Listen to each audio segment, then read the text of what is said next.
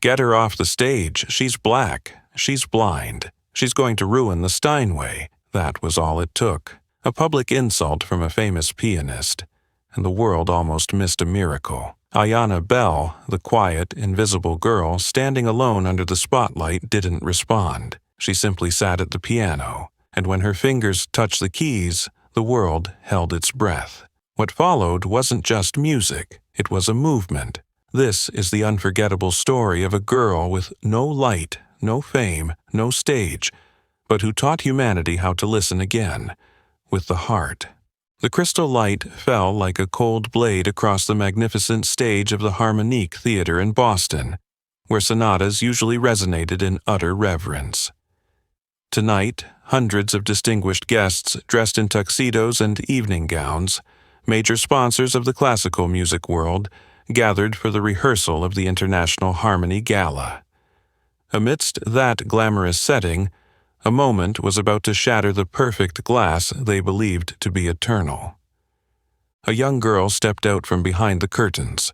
Her slender figure, dark brown skin, stood out in a simple black dress with no patterns. In her hand was a white cane, the symbol of blindness, but also the scepter of those who've learned to see with their souls. This girl was Ayanna Bell, 15 years old. Black, blind from birth. No fame, no agent, no introduction to the audience. Ayanna moved slowly, her steps hesitant yet fearless. As her right hand left the cane's handle, it hovered in the air, just inches away from the polished black surface of the Steinway and Sun's D274 at the center of the stage. Then, a voice rang out, tearing through the silence like a hammer smashing glass. "Get her off the stage! She'll ruin the piano!" The voice didn't come from a drunken audience member or a stranger. It came from Nathaniel Royce, the legendary white pianist, known as the frozen heart of American classical music. Dressed in a tailored black suit, the silver in his hair reflected the stage lights like a false halo. His eyes never left the girl, but his gaze was as cold as steel, a look that had once crushed hundreds of young artists with just a raised eyebrow. "She's blind. My God, who would let a blind, black, unknown child touch my $150,000 Steinway? This isn't a charity show." A soft chuckle from some backstage, a few quiet coughs from the audience. Some people turned away, embarrassed for him. But there were also silent nods, silent approval. No one stood up, no one protested. The entire hall fell silent under the brutality spoken as if it were an undeniable truth. But Ayanna didn't step back. She stood tall, lifting her head toward the voice, even though her cloudy white eyes couldn't see anyone. Her white cane still in hand, but she didn't use it to retreat. Instead, she took one more step forward, one step into the eye of the storm. She turned her head slightly toward the empty orchestra pit, as if sensing every gaze. Then, without a word, she sat at the piano bench.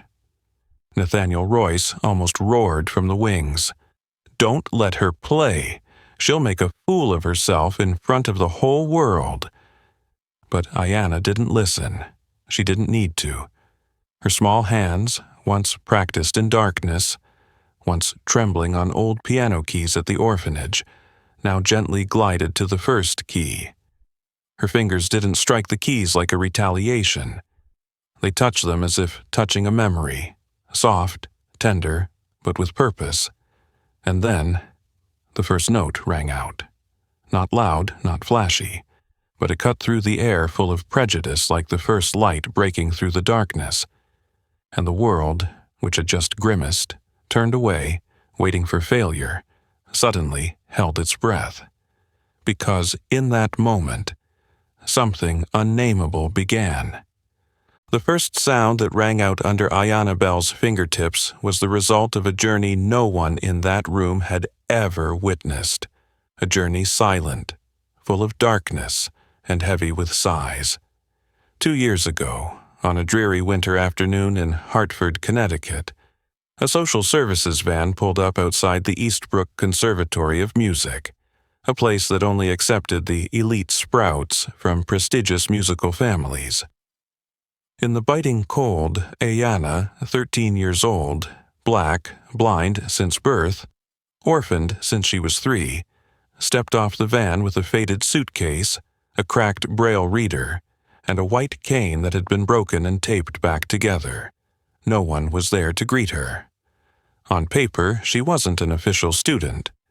She was admitted through a humanitarian pilot program called Silent Observer. A phrase that sounded like charity, but was really a flowery name to legitimize her exclusion from all classes, performances, and access to musical instruments. In an environment where students were the children of U.S. ambassadors, grandchildren of Pulitzer-winning composers, and heirs of CEOs of the largest recording companies in New York, a blind girl from the welfare system was nothing more than a bothersome shadow wandering the marble halls. From day one, Ayanna learned to make herself small. She didn't speak. She didn't walk fast. She didn't knock on classroom doors. Instead, she sat huddled in the corridor outside Room 2B, where Professor Harold McCain taught harmonic analysis. She couldn't see him, but she memorized every footstep that echoed on the wooden floor, could tell when he tapped the board with his left hand instead of his right, and heard every note of the students' exercises through the slightly open door as they played on the grand piano in the classroom. She drew music by hand on her thigh. She learned rhythm by counting the steps of others as they left the room. And when she returned to her cramped dorm room, provided for the non-official students, she ran her fingers along the walls, recalling the sounds of the day. But what mattered most wasn't Ayanna's isolation. It was the silent complicity of those around her. The students never yelled at her, but they never greeted her either. They avoided eye contact, steered clear, and always shut the classroom doors tightly. One time, Ayanna accidentally walked into a practice room in the evening. A white student named Colton Devereaux, the son of a state senator, sneered and mocked her in front of his friends. I wonder when the school started keeping pets. The whole room laughed. She didn't reply. She just stood there, her hand resting on the piano, and then quietly turned away. But the hurt from that comment cut deeper than any physical blow she had ever endured. Even the dorm manager, Janice Kettering, often hinted, "Ayanna, this is a prestigious school. You shouldn't make people feel uncomfortable." Uncomfortable. A word both soft and cruel. It didn't accuse, it didn't scream, but it dug deep like a mocking knife. Ayanna began to withdraw even more, but she didn't give up. Instead of fighting back, she listened more intently. She noticed the wooden floor of the third-floor practice room slightly sinking at the 4/4 beat, and that the second floor had a better resonance for the bass notes. She started to play music in her mind. No piano, no sheet music, no teacher. Then, one night after Professor Harold McCain's lecture, when the entire class had left, he came out and found Ayanna still sitting there, her hand hovering in the air, as if playing a silent concerto in the darkness of the hallway. He stood still. He said nothing. He didn't interrupt, because in that moment he understood this girl didn't need light to see the music. That night, the rain fell heavily, like a veil blurring every light in the Eastbrook Conservatory campus. The wind howled softly through the stone corridors, where the heavy wooden doors had been shut tight for a long time. Outside, the academy's elite students gathered in the grand hall, enthusiastically discussing scholarships, performance slots at Carnegie Hall, and recording opportunities for the upcoming fall, all things reserved for the chosen ones. But on the second floor, in a quiet corner of the corridor, a faint light spilled out from classroom 2B, casting on the silent face of Professor Harold McCain.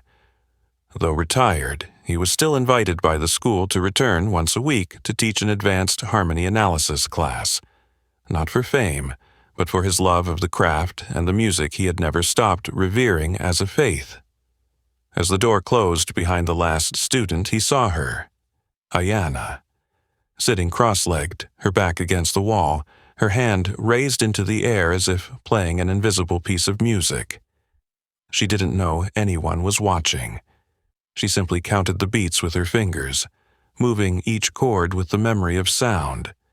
Things she had never seen with her eyes, but understood better than anyone who had sat in that classroom. Harold didn't interrupt. He moved slowly until he stood before her, then spoke, his voice as soft as the deep tone of a cello. "Are you listening to my lecture?" Ayanna flinched slightly. Her white cane tilted to the side reflexively, but she didn't pull away. She nodded. "I'm just trying to visualize the fugue." Her response wasn't a justification or a plea.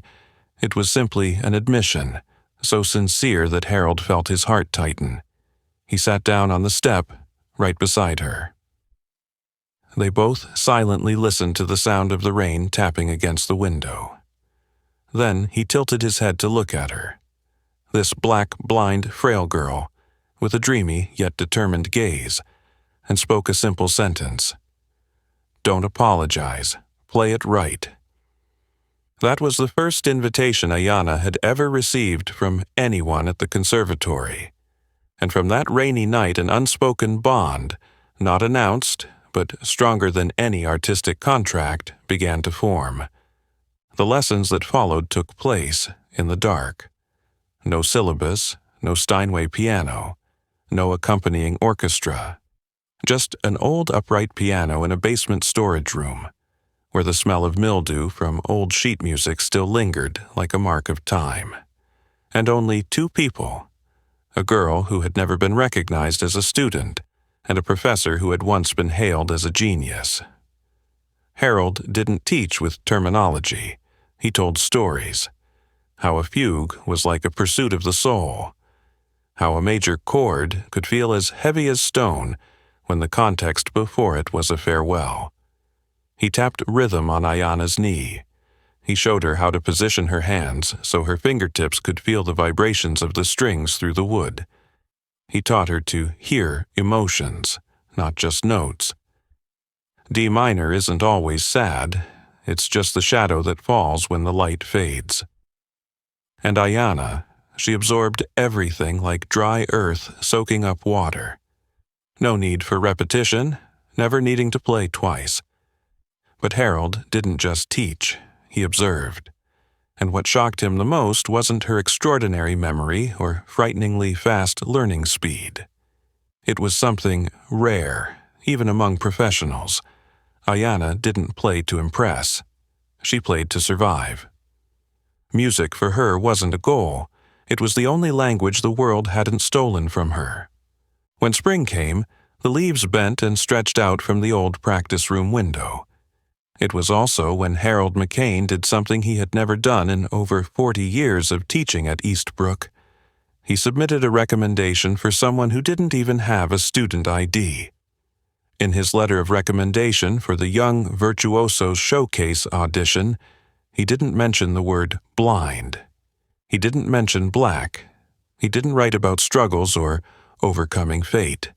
He simply wrote, Ayanna Bell, 15 years old. Music is her first language. Everyone else in the committee is learning this language as a second one. But Harold forgot one thing. Eastbrook doesn't read music. Eastbrook reads files. And a file without a family photo, without the names of parents, without financial contributions, not printed on letterhead paper, was a file that was off-tone before it even spoke. Eastbrook had an unwritten rule that every student understood. Talent is necessary, but the pedigree is the passport. And while children bearing surnames like Whitman, Devereux, or Langford studied music theory from color-printed sheets on silk paper, Ayanna, without a prominent last name, no SAT scores, no patron, learned through the wind blowing through windows, the vibrations of the wood when someone played out of rhythm, and nameless rehearsals in a dark room in the old basement. It was there that Harold McCain began lessons that would never be included in the syllabus. And it was also where he began to relearn himself, through the way Ayanna perceived the world. Harold didn't hand her a printed sheet of music, no metronome tapping, no invitation to practice this section. Instead, he gently touched her wrist, then tapped a beat on her finger like playing an invisible drum. Each beat was a message. Each note was a subtle knock. Ta-ta-ta. Silence. Long. Short. Then broken. He tapped her wrist to teach her to recognize syncopation. He taught her to feel the variations not by counting, but by sensing the air in her lungs when a note rang out at just the right moment, in the wrong place. D doesn't always sound like D, he said. Sometimes it's a waterfall. Other times, it's the silent sob inside the chest. Ayanna didn't ask questions. She never needed to repeat. She absorbed everything through her skin, through her muscles, through the rhythm of her pulse. And what made Harold shiver wasn't that she played correctly, but that she played truthfully. One evening, Harold described a Bach fugue as a man chasing his own shadow through the labyrinth of time. Ayanna listened, then suddenly played it back. Not the right notes, not the right tempo, but he realized she wasn't playing from the sheet music. She was playing from the story. He stood still, and for the first time in many years, Harold felt embarrassed for having once taught that ear training could be taught through formulas. However, as Ayanna progressed day by day, the quiet resistance around her began to grow. In the teacher's lounge, a few started whispering, "I heard McCain is teaching that girl privately. That's irresponsible. She's not an official student. It'll hurt the department's reputation if she shows up too soon." And then, Clarence Langford, the head of the piano department, who had once been called Royce's spiritual heir, invited Harold into his office and made it clear, "I know you value your project, but if it steps outside the boundaries, there will be consequences. Eastbrook is not a place for pity experiments." Pity. A word heavy as a slap. But Harold said nothing. He simply smiled faintly and left. Ayanna, however, knew nothing about those meetings. She just continued to listen. By that time, Ayanna no longer played according to what Harold told her. She began playing according to what Harold hadn't dared to admit. The regret, the loneliness of someone who had touched the peak of glory, only to realize that everything he had taught in his lifetime had never truly been heard. In one lesson, Ayanna played a short improvisation. No one told her to do it. She just felt she needed to. She started with a suspended chord, then shattered it with a low, cracked note like footsteps on thin ice. Harold stood still, tears falling without him realizing. Because he realized she wasn't just learning from him, she was healing him. And that's why, despite being obstructed, threatened, and isolated, Harold quietly sent Ayanna's application to the most prestigious audition showcase of the year. A file without a parent's name, without a patron, without a picture.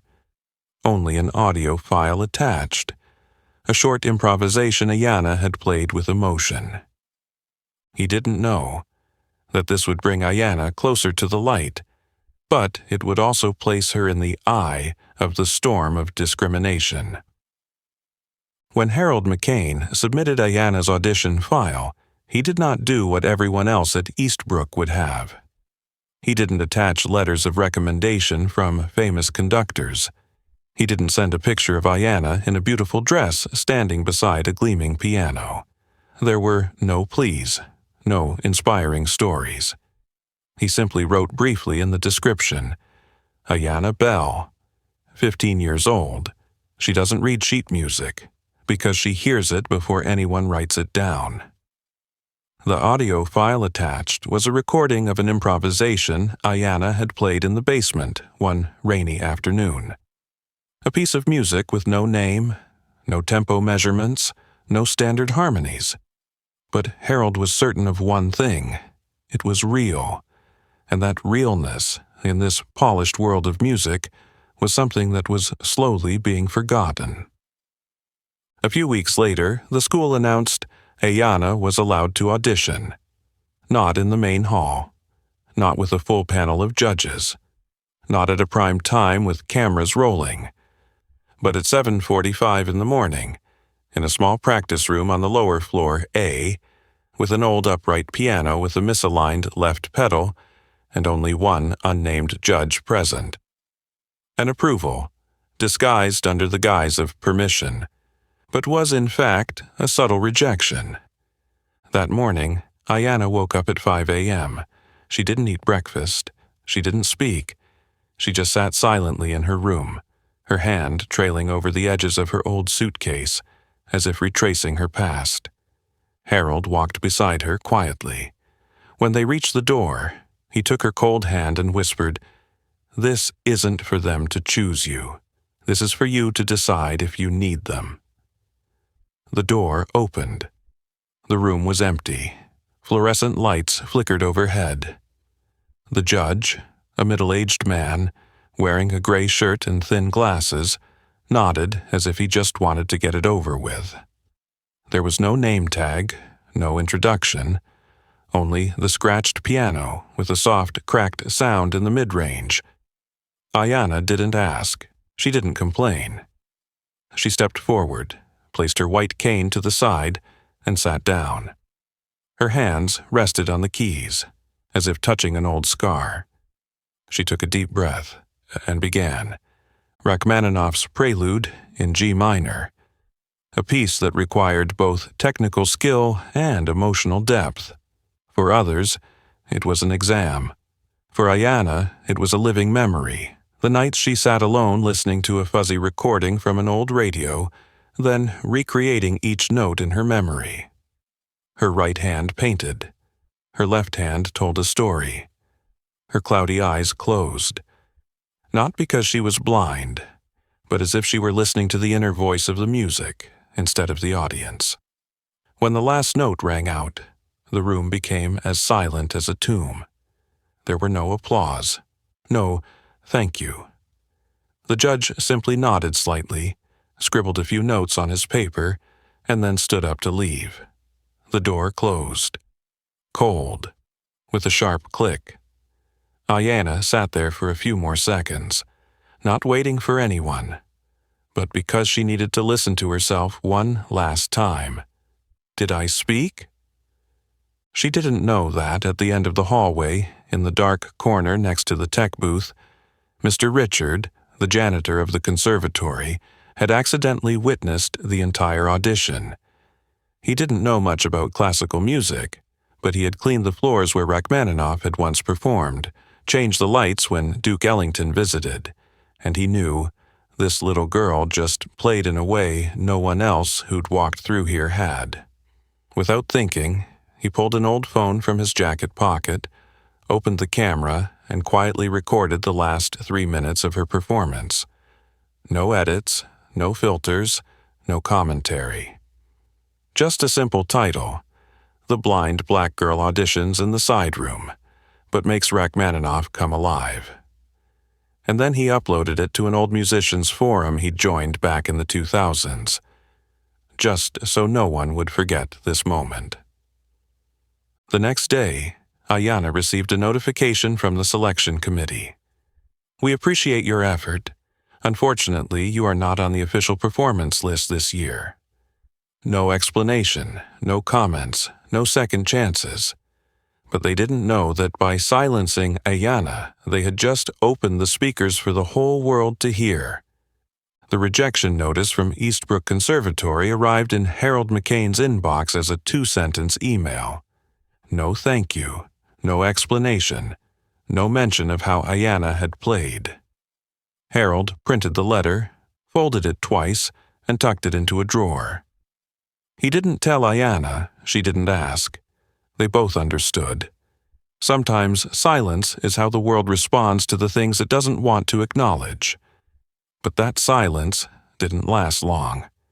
3 days after the rejected audition, the video filmed by Mr. Richard, the janitor with salt and pepper hair who had once been scolded by students for dropping his mop bucket, was quietly uploaded to YouTube. The video title was simple, with no gimmicks.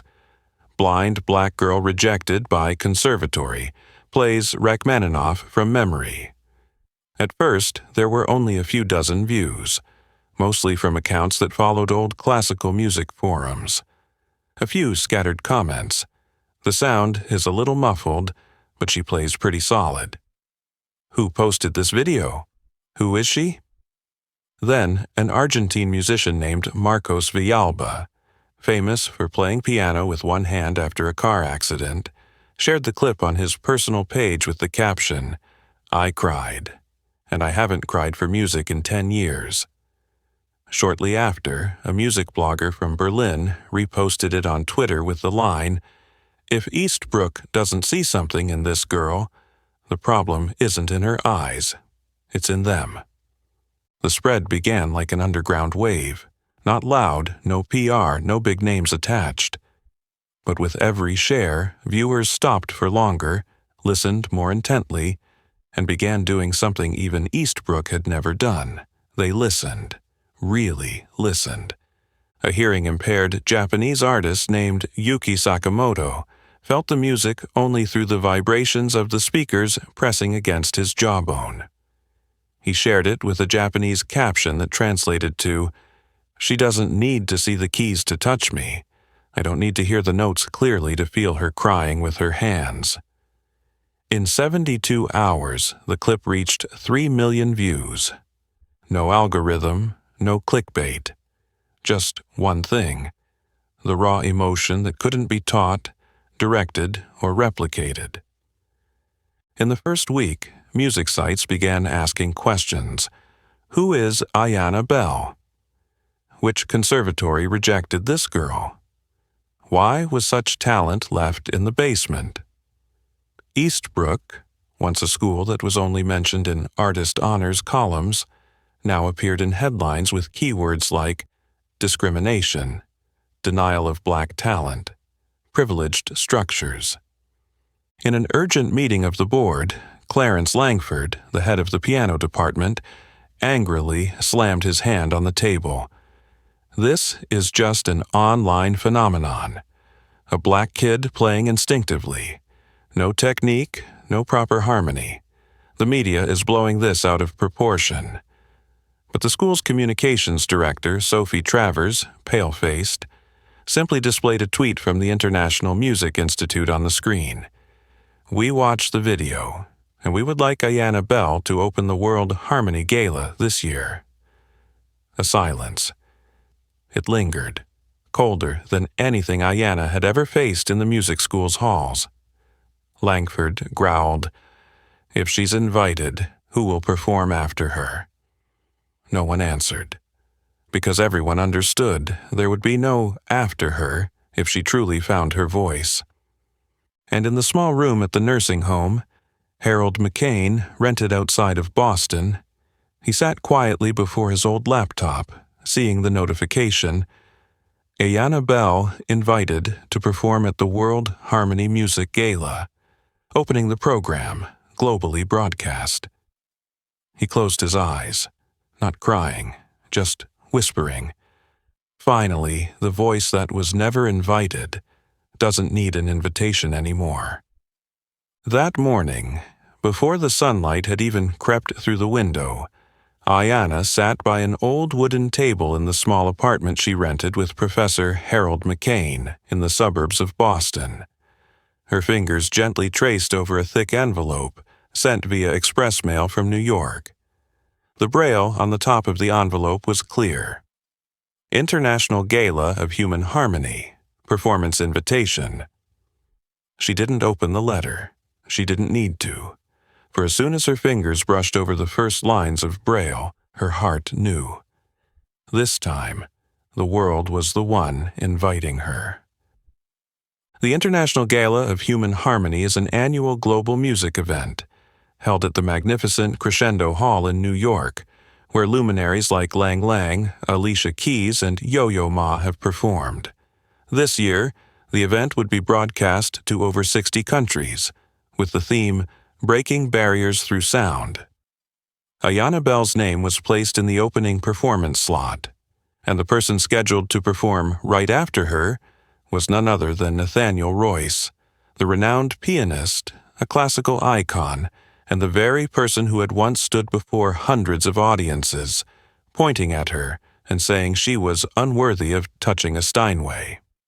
When Royce received the official performance schedule, he nearly threw the paper on the table. A black, blind, unknown child. This is an arts gala, not an Oprah-style emotional performance. He didn't say it angrily. On the contrary, his voice was calm to the point of being cold. The kind of tone only those who believe their reputation is law, and they are the ones who define value, can use. Royce's personal advisor, a woman named Judith Carr, spoke softly. It's a request from the organizers. They said her video views have surpassed 30 million, and they want a symbol. Royce squinted. They want a symbol? Or do they want the moral high ground to sell tickets? The coordination meeting at the theater was tense, like a string pulled too tight. When Royce arrived, on time, in his coat, with his sunglasses and his authoritative walk, he went straight to Gerard Monroe, the artistic director of the gala, a sophisticated Frenchman who had managed hundreds of large and small music events and had arranged concerts for 3 U.S. presidents. Royce didn't say much. He simply stood before Monroe and dropped his words like lead. I demand the order be changed. I will not perform after her. Gerard looked directly at him. No blink, no smile, no lowering of his voice. You can withdraw, Mr. Royce, but she cannot. In that moment, something, not embarrassment but fear, leaked from Nathaniel Royce's eyes. Fear of what? Fear that everything he had once possessed, fame, power, monopoly, was slipping through his fingers not because of a rival, but because of a truth. Elsewhere, in the hotel near the theater, Ayanna stood alone by the window of her simple suite. No assistant, no stylist, no crew. Just the sound of New York's wind sweeping through the 17th floor window, blending with the street traffic below, like a symphony without an orchestra. Professor Harold stood silently behind her, holding a simple performance outfit. A plain black dress, no frills, no embellishments. She touched the fabric, then smiled. It doesn't need to sparkle, it just needs the right sound. He looked at her, then nodded. But tonight, the world will listen to you in a different way. She tilted her head. Not through the eyes. Not through prejudice, but through what they've forgotten, with the heart. And that night, when the spotlight swept across the stage floor of Crescendo Hall, as the red velvet curtains parted and the giant screen flashed the words, Opening Performance, Ayanna Bell, USA. The girl who had once been kicked off the stage for being blind. The girl who had once been rejected for being black. The girl who had once practiced in the old rehearsal room before dawn, walked out into the light, not to retaliate but to sing the thing the world had once tried to bury. The dull white lights of the rehearsal swept across the grand stage, not yet as dazzling as the night of the performance, but enough to reveal the scratches on the wooden floor, the patches of dust still clinging to the piano frame. Ayanna stepped out, unhurried, unshaken. She didn't need anyone to guide her.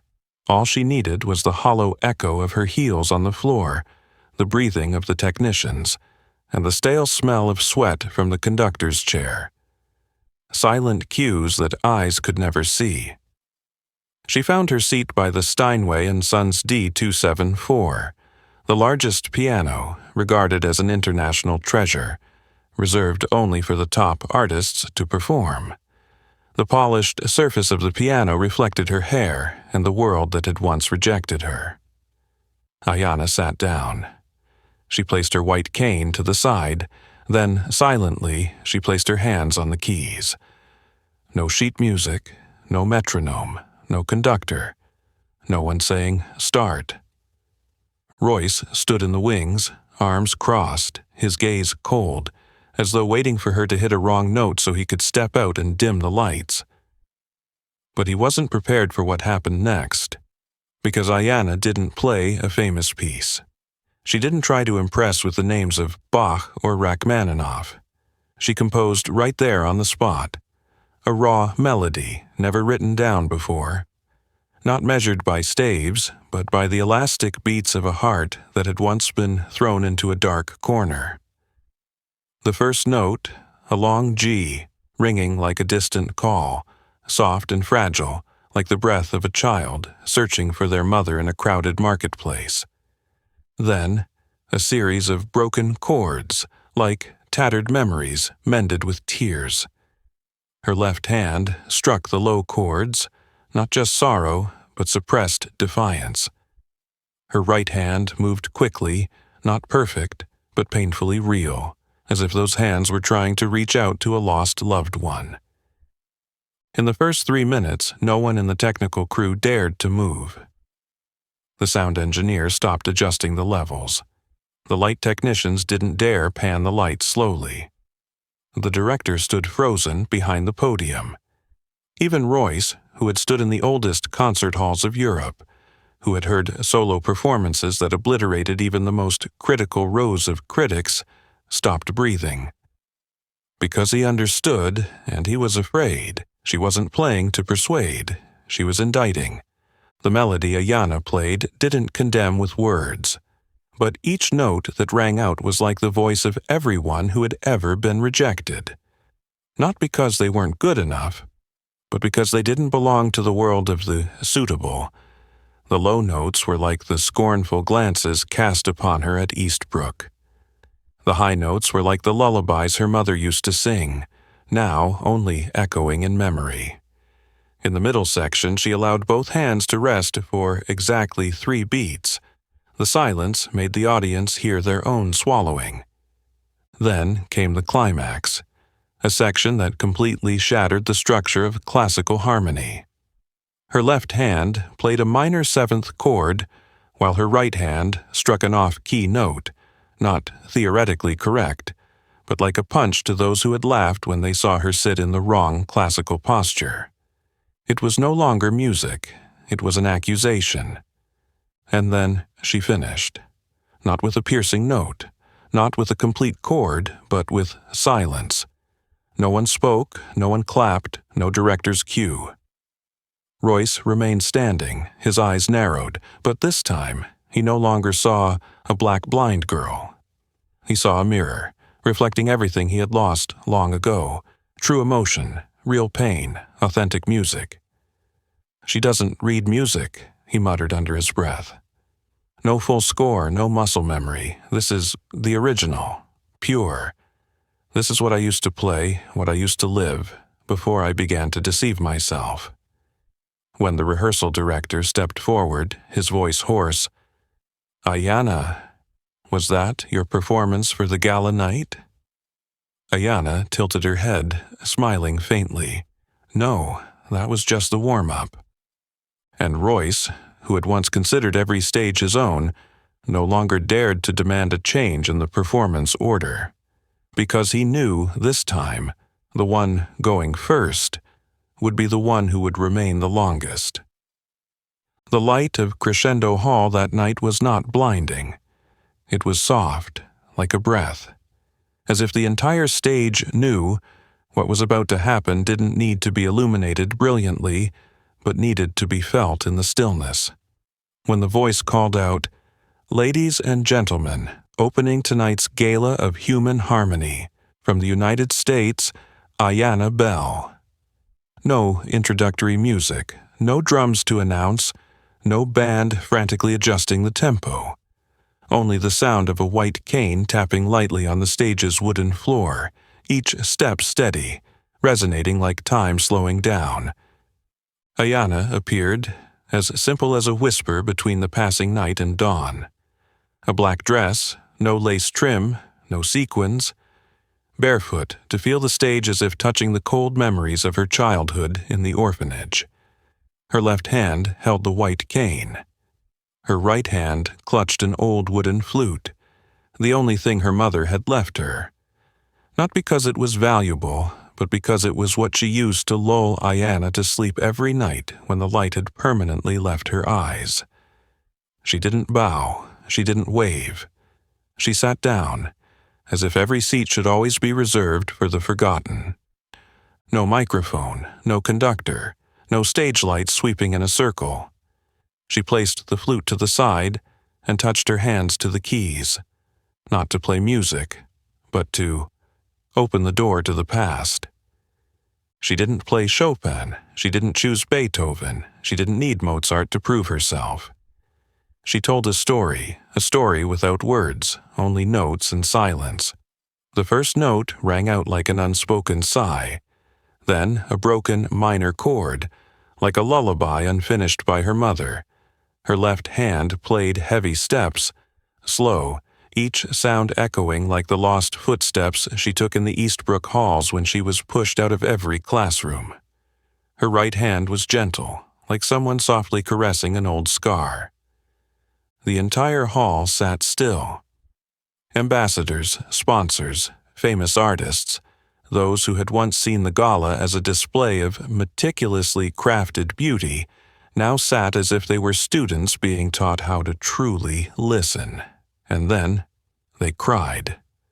Not because she was blind, not because she was the first black girl to be invited to open here, but because they felt, for the first time in their lives, that someone was truly playing for them. Not to impress, but to share a pain they themselves had hidden. By the middle of the piece, Ayanna removed her hands from the piano and picked up the flute. She didn't stand. She only tilted her head toward the wind passing through the stage door crack and began to blow. Not familiar music, but memories. The flute sound was delicate, not sharp. It quivered, like the voice of a child left behind, but within that quiver was hope, that if she could still make a sound, she was still present. The entire theater seemed to be suffocated by simplicity. Royce, sitting behind the wings, where he had once been the center of every gala season, gripped his seat tightly, his knuckles turning white. Not because he was angry, but because he understood he no longer had the language to argue against what was unfolding. It wasn't Ayanna's music that was too perfect. It was too real, and the real doesn't need to be rationalized. When Ayanna blew the final notes, not to conclude, but to accept silence as the most important part of the music, she lowered the flute, lifted her head, not to look, but to feel. No one stood immediately, because everyone was reassessing themselves. What had they just heard? And why was their heart reacting this way? Then, one person, then two, then the entire audience. They stood up, not for ceremony, but because they needed to. Not to applaud for praise, but to apologize for the years of silence towards voices like Ayanna's. Harold McCain, standing silently behind the stage, removed his glasses. He didn't wipe away tears.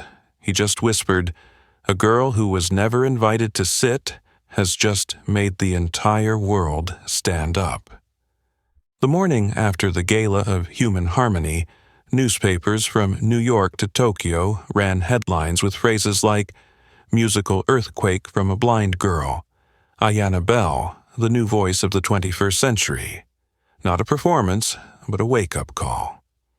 The official video of the performance was uploaded on the Gala's channel and garnered 5 million views in less than 24 hours.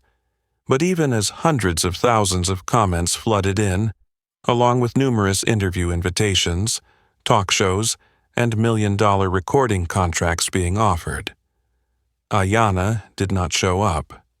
She didn't post anything, didn't open her phone, didn't accept flowers, didn't leave her hotel room. She simply sat in silence, her hands tracing imaginary piano keys on the wooden table, replaying everything from memory. 3 days after the gala, a senior representative from the prestigious Silver Sound Records, a label that had collaborated with legends like Herbie Hancock and Renee Fleming, came personally to knock on her hotel room door. He wore a sharp-tailored suit, holding a briefcase, a bouquet of white orchids, and a 30-page contract printed in gold ink. Ayanna opened the door. She didn't nod, didn't invite him in. She simply tilted her head and spoke in a calm tone. "Do you know what prelude means?" The man hesitated. Introduction, I guess." Ayanna nodded slightly. "Then what happened yesterday wasn't the story. It was just the introduction. And I'm not ready to have my name printed in the middle." No one understood why she turned everything down. No explanation, no press conference, no second appearance. The hotel manager reported back Ayanna had left at 4 a.m. the next day, with Professor Harold McCain carrying only a small suitcase, her white cane, and the old wooden flute. The destination recorded on the receipt was Salzburg, the mountains. Meanwhile, at Eastbrook Conservatory's boardroom, the executives received a request from an anonymous sponsor. Offer a $2 million grant if a training program for disabled artists is established. The only condition, name the program the Ayanna Bell Initiative. Clarence Langford, who had once rejected Ayanna's audition and ignored all of Harold's warnings, sat in silence at the table. A New York Times newspaper was placed in front of him, with the headline, "She played 6 minutes." The world listened for 6 million seconds.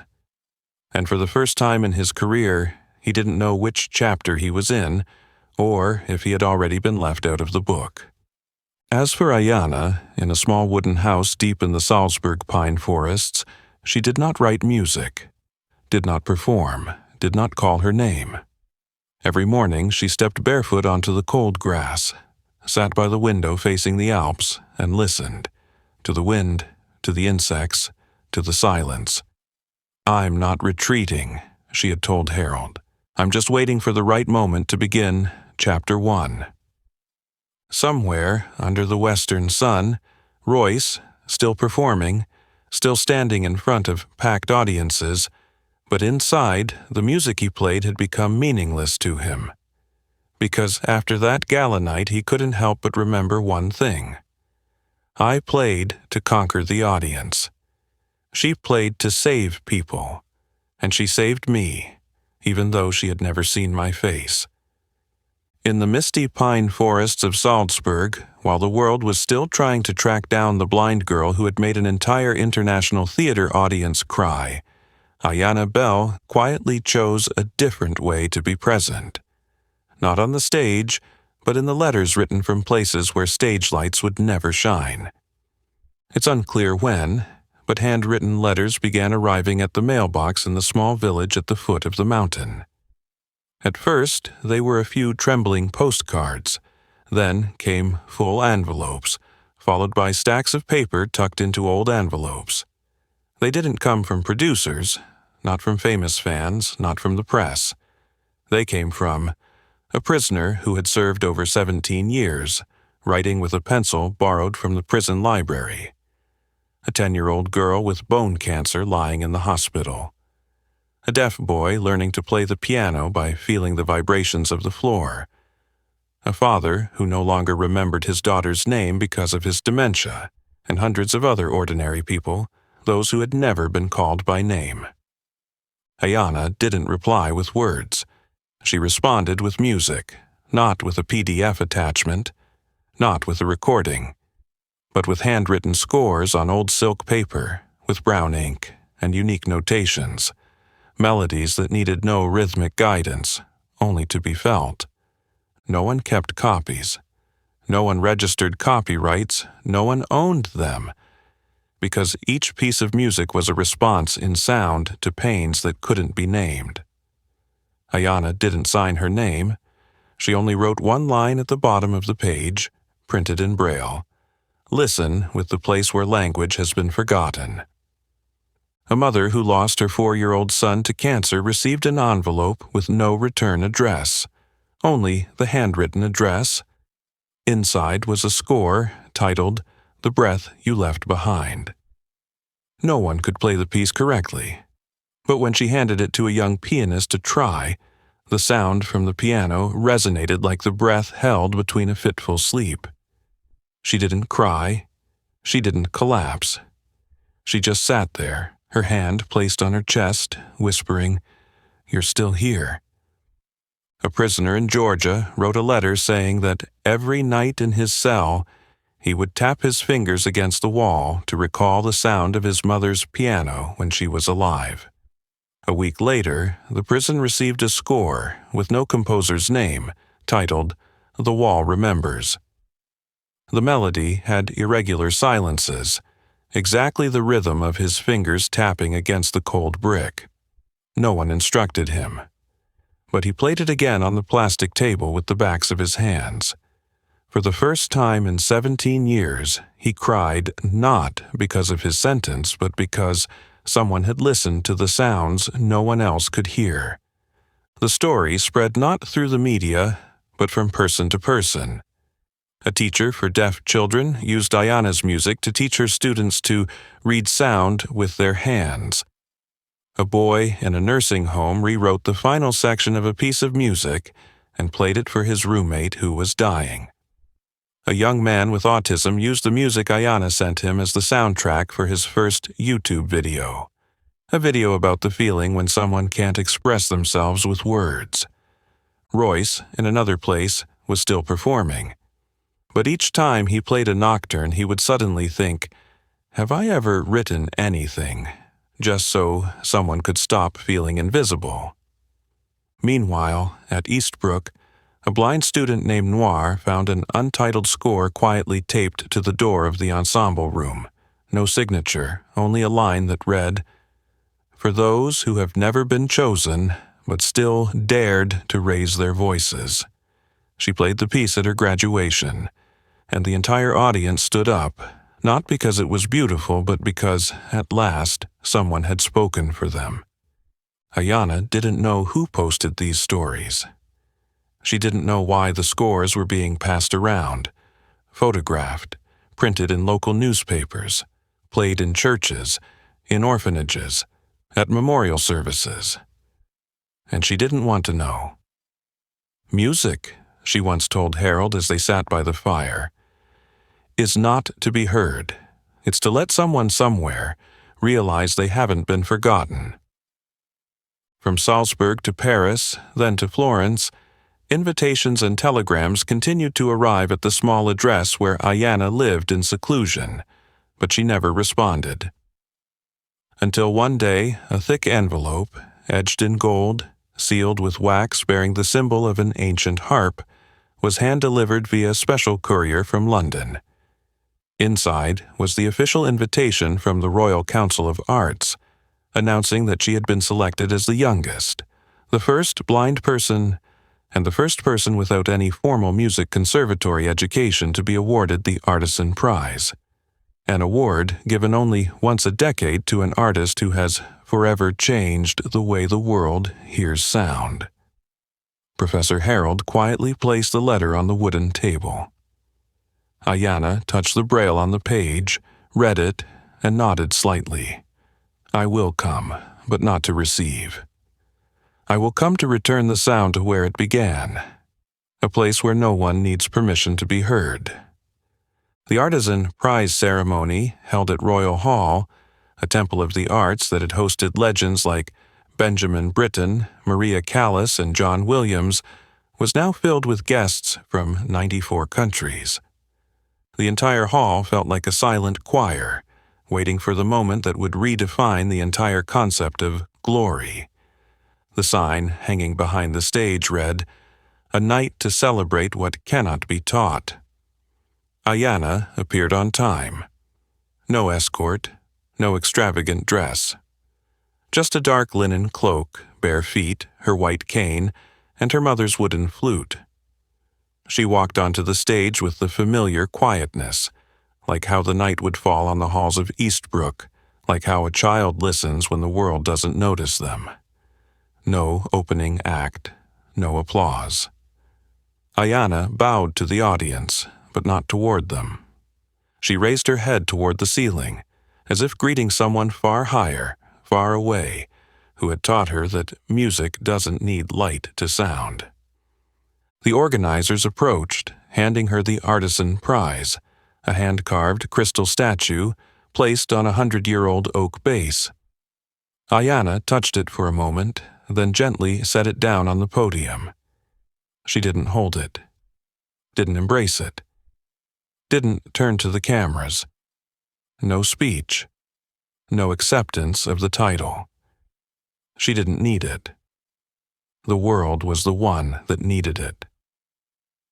Then she took out the old wooden flute from its case, holding it with both hands as if lifting a memory. No microphone, no harmonies, no accompaniment. And she began to blow. A simple melody, unadorned, not fitting any pattern. It couldn't be defined by scales, couldn't be measured by BPM, couldn't be replicated by a MIDI file. It started with a low note, faint, blending with the sound of breath. Then it shifted into a series of notes like a lullaby broken mid-song, something those nameless mothers used to sing while wiping away tears as they held their children to sleep. Next came small, solitary notes, like the footsteps of those who never dared to step onto a stage. The entire hall sat still. Not the silence of formality, but the silence of a soul being touched. No one moved, no one blinked. No one dared to breathe loudly, because every movement seemed like it might break something alive in the air. An elder composer on the judging panel, eyes red, whispered, "She's not playing music, she's restoring it." And when Ayanna finished, not with a climactic chord, not with a long, resonant note, but with a silence, stretching like an unspoken farewell, she bowed her head, placed the flute back in its case, and walked off the podium as if she had never stepped on it. No one clapped, no one stood up, no one said a word, because there was nothing more fitting to respond to a moment so complete that words had become redundant. The next morning, every newspaper mentioned her. But this time, not with phrases like goddess of music or phenomenon of the century. Only one phrase was repeated in every headline: the silence returned. That same day, the Royal Council held an urgent meeting. After 3 hours of deliberation, they issued a brief press statement. Starting this year, the Artisan Prize will officially be renamed the Ayanna Bell Honor, not to honor one person, but to remind us of something that has been forgotten. Music is not for conquering the world. It is the way we return to ourselves. Even as the name the Ayanna Bell Honor was etched into the history of world music, the girl who created it never appeared on any television channels. No CNN interviews, no Time magazine covers, no invitations from TED Talk, Oprah, or the BBC. She simply disappeared, as if she had never stepped out of the shadows of grand theaters. But then small pieces began to surface, not through cameras but through stories. In a small riverside town in northern Canada, it was whispered that a blind black girl, with her hair down and wearing a thick woolen coat, once taught an autistic boy who couldn't speak how to play music with his feet. She scattered rice on the wooden floor.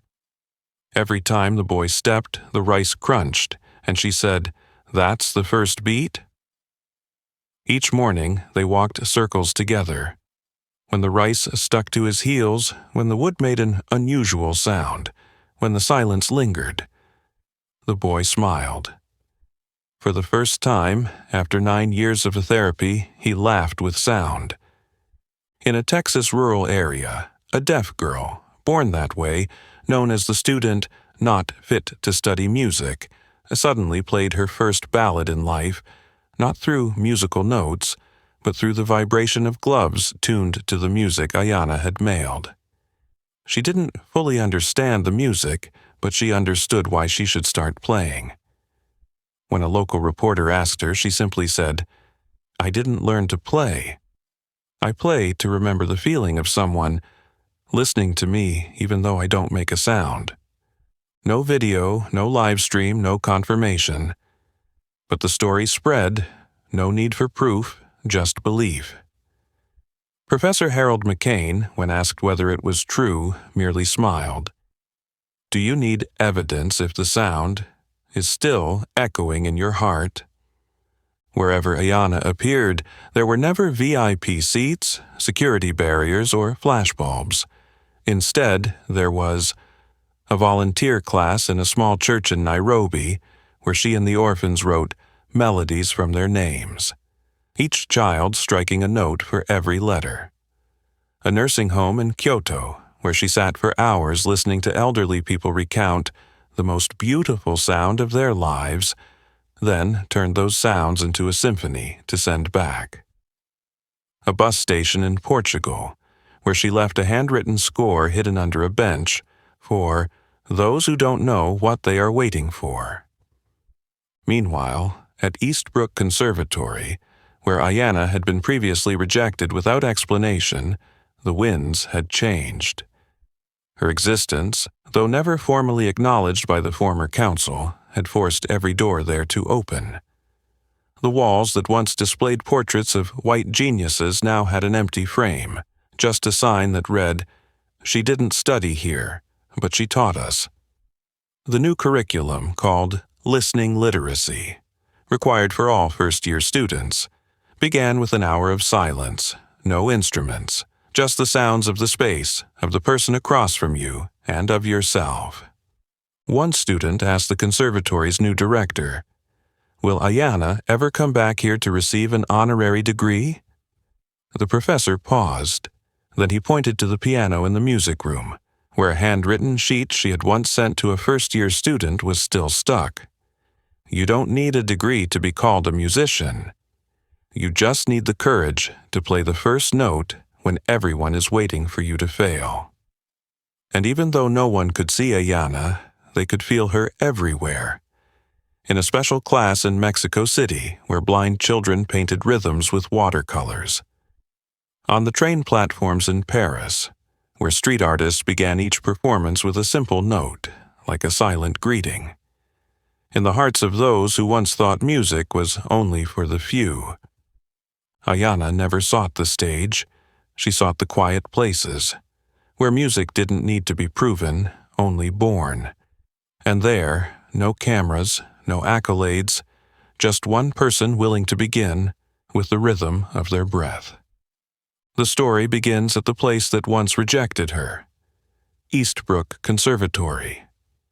The place where Ayanna Bell was once kept outside the classrooms as a silent observer. The halls that once echoed with the sound of a blind black girl walking past closed doors, no one opening them. Now, that place has a new door. After years of public questioning, funders pulling out and former students speaking out, the leadership of the conservatory was forced to face the truth. It wasn't that Ayanna Bell wasn't talented enough to be accepted. It was that they hadn't had the courage to recognize talent in a place they didn't understand. Under pressure from a petition with over 30,000 signatures from scholars, artists, and educators around the world, the Eastbrook Board agreed to create an entirely new teaching wing. Not as a form of atonement, but as an acknowledgement that music had truly been closed off from them. This project was named Bell Wing, the Unbiased Music Theory Wing. Bell Wing was unlike any building Eastbrook had ever had. It had no grand gates, no red carpet, no portraits of famous figures, no special classrooms.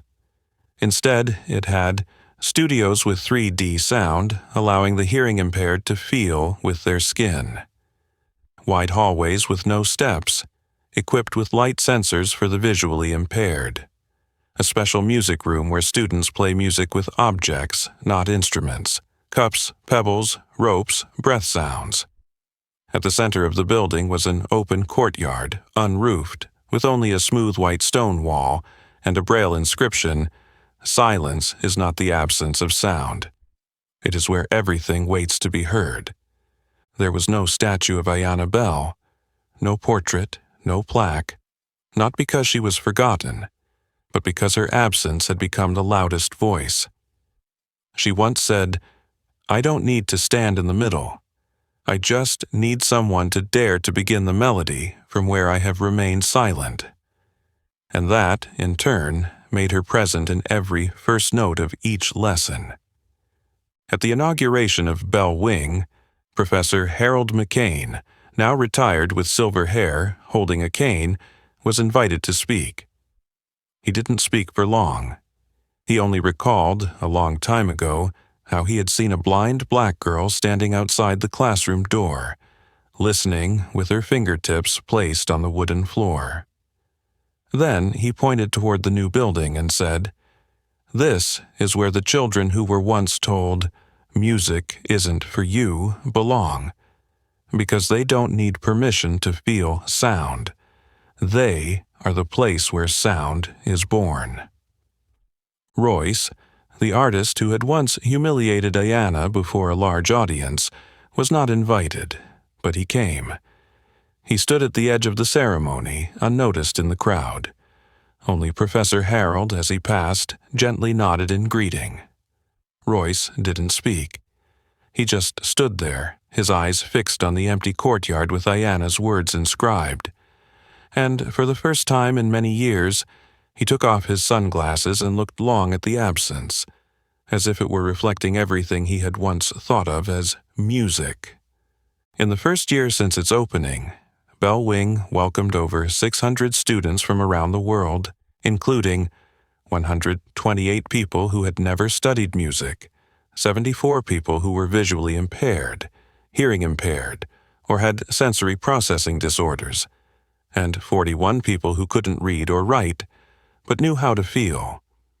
One music teacher at Bell Wing recalled a time when a student who had never touched an instrument played the first melody simply by placing their ear on the wooden surface while their classmate tapped lightly. Every morning at Bell Wing, the first piece of music played wasn't a famous classical piece, but an audio recording with no known composer. Only a line that read, "For the one learning to hear themselves again." The voice of the girl in the recording was unclear, but everyone believed it was Ayanna, and at the end there was only one whisper. "If you hear yourself, then you are no longer invisible." She had no statue, but every heartbeat of those who had once been rejected now beat in the way she had lived. Since the opening of Bell Wing, no one has seen Ayanna Bell appear in public. No performance schedule has listed her name. No magazine has captured new photos. No system has tracked her movements. But the world continues to tell stories about her. In Lisbon, a music teacher happened to walk into the public library and saw a blind girl sitting with a young girl, tapping sounds with an old plastic pipe. No instruments, no music theory books, just the hollow sound of the pipe, the resonance of the palm, and the soft laughter that filled the afternoon sunlight. The teacher asked if the blind girl was Ayanna Bell. The girl smiled, but didn't confirm. The next morning, on the teacher's desk was a handwritten score, with no title, no signature, only a small line at the bottom. No need to know the name, only to hear the echo. In Peru, in a village near the Amazon rainforest, an 8-year-old blind boy, while following Braille books in a mobile library, found a Braille music score. The village elder said, "It wasn't a book bought. It just appeared on the shelf like a breath left behind." The child played the score on an old wooden instrument, and when he reached the last note, he stopped, turned to his mother and said, "I can't see the person, but I'm sure they stood here." In Ghana, in a small village near the Elmina coast, the native drummers developed a new rhythm called Ayanna pulse. No one taught them. They simply said, "One night, before the moon rose, we heard a girl who didn't speak, but her footsteps on the ground had a rhythm. We just followed." Today, children in the village still learn the rhythm by listening to the pauses between two beats. Nowhere is there confirmation that Ayanna ever appeared. No one posted statuses. No one took selfies with her. But her presence, like the heartbeat, doesn't need to be seen to know it exists. At a refugee camp in Syria, someone said they heard the sound of a flute at 3 a.m. as people were finishing an evacuation. The flute wasn't clear, but each note seemed to soothe the cracks in people's hearts.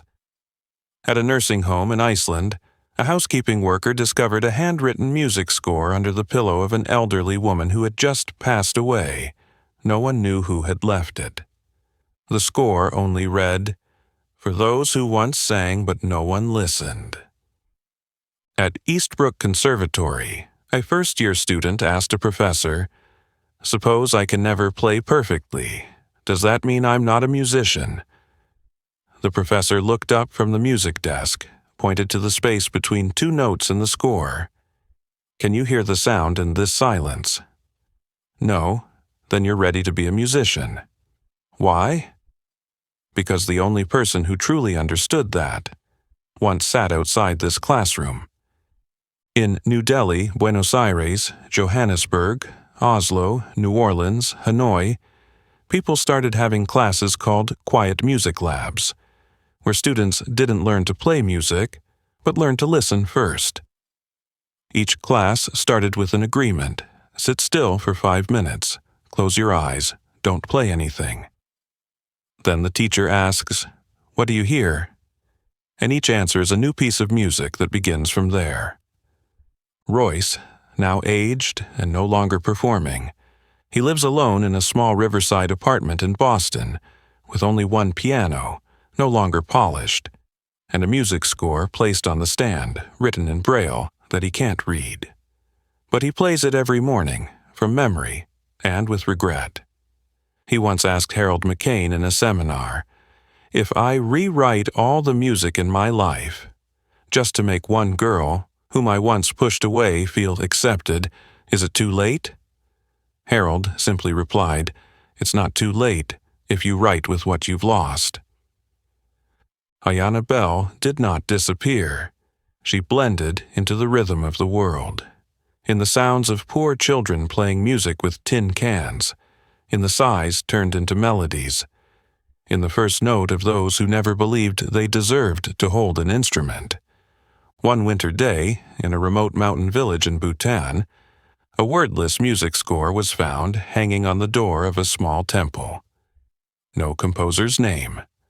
Only one simple line: "If you hear something within the silence, then I was once here." And so, the girl who was once humiliated for daring to touch a Steinway not only made the whole world listen, she taught the world how to listen to itself. Ayanna Bell never wanted to be a legend. She only wanted one person, just one person, to feel that they were no longer invisible. And then, from a public humiliation on stage, from a nameless piece of music, from an old wooden flute, she changed the way the world listens. What about you? Have you ever heard a melody that didn't come from sound, but from the deepest silence in your heart? Share with us in the comments below, because maybe your story will reach someone who needs it.